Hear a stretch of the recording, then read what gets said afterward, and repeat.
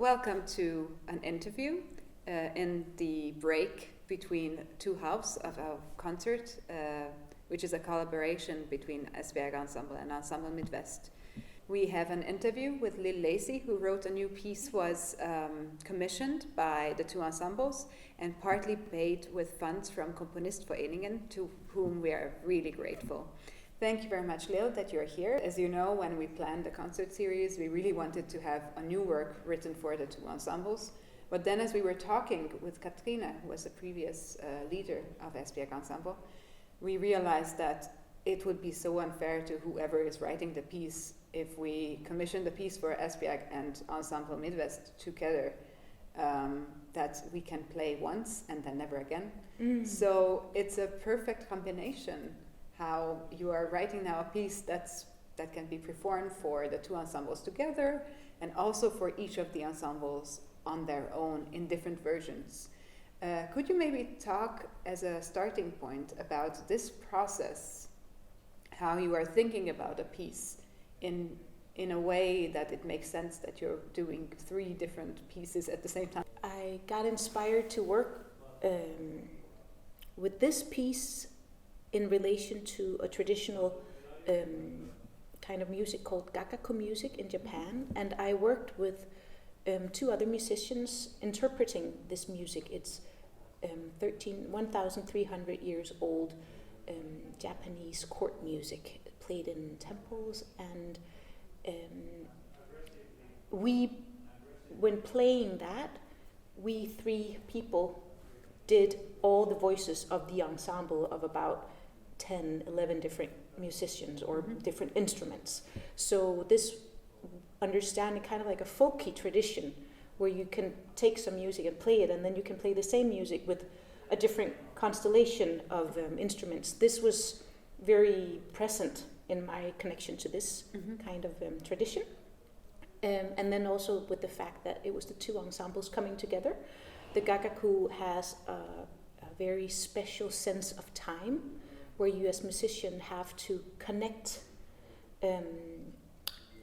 very intensively to actually be able to follow each other, because it doesn't have a steady beat. It has a beat that stretches a lot of times.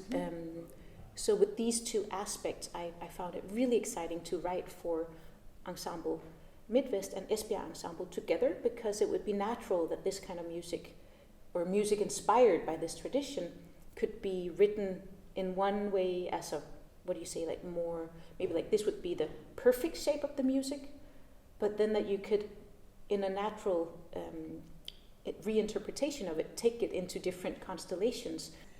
You mentioned gagaku music, and that you have studied it as well.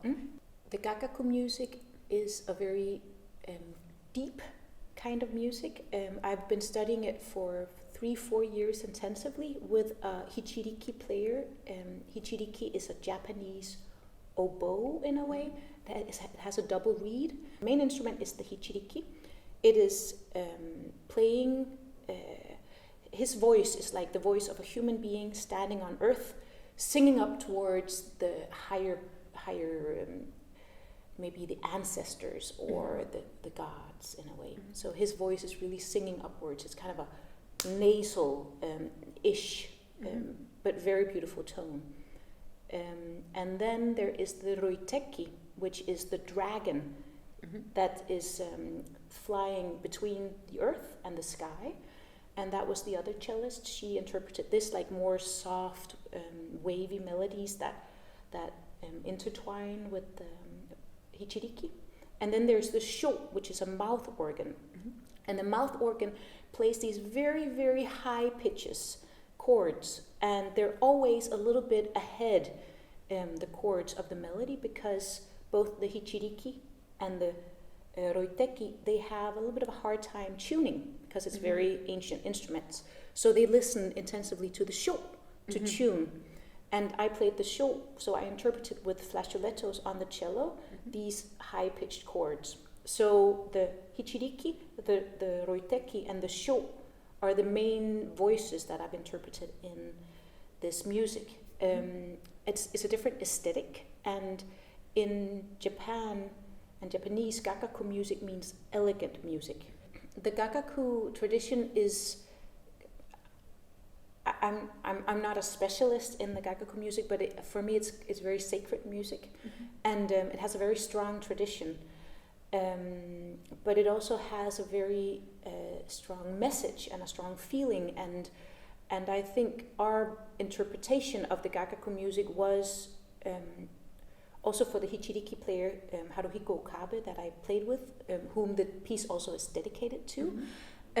He did a lot to make sure that we really understood and played into the tradition. So we have great respect of the tradition, and we were told that our interpretation of it was very fresh and also very honest to the tradition, which for me was important in the longing and yearning of trying to explore this music even deeper, but with an ensemble that's not traditional. It's not a gagaku exact interpretation, but the essence of the gagaku is very important in the piece. There are some times when I feel like there's a Western type of rhythm to it, and there are some other times when we're completely out of time. I think everybody now feels a little bit out of time, and our sense of normal time of the clock has ceased. I think the piece was not intended to comment on the feeling of time we have now, but I think the piece really stress the flexibility of experiencing time also within our own life and our own time in time. Yes. Because the linear feeling of a beat, the linear feeling of a week, the linear feeling of a year has all been shaken on a very deep level in all of us, all around the world. Maybe we could even look at presence, at the linearity in a much more nuanced way. And coming from there and going into the gagaku interpretation of sound and deeper into the piece Sakura. My way of working around time in this piece has been, I built it up very much in a form that has the same, it has a traditional form. So it begins with kind of a tuning piece, and then after that comes kind of an introduction, which is a little bit improvised. And here we have a ton of fermatas, and it's kind of led by the bassoon, has the main melody, and everybody has to tune extremely into the detailedness of like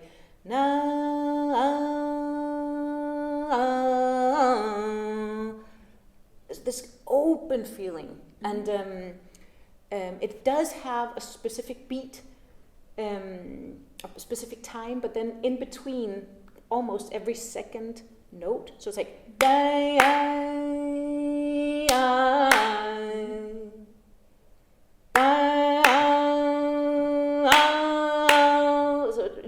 and also the space in between changes. So it's really tuning into the main melody, tuning into the voice singing up towards the ancestors. How did you choose the exact instrumentation? Well, as I said before, there's like the main three wind instruments, which is the hichiriki, routeki, and the sho. So they have like they bear the melody and the chords. But now we had more people than I had normally in my trio, so now we could also work much more with the percussive elements. And there's both percussive elements of drums and bells, but there's also more like percussive and melodic with the strings, the biwa and the koto. So I worked with them both in the percussion and piano and strings. So I kind of tried to put these sounds out and color them in a way that I could do in the best respect of the gagaku, but not just to try to make a complete replication, but also make a replication with what I find the most beautiful interpretation in an ensemble here in Denmark. Thank you very much for the interview. It was such a pleasure. Thank you very much.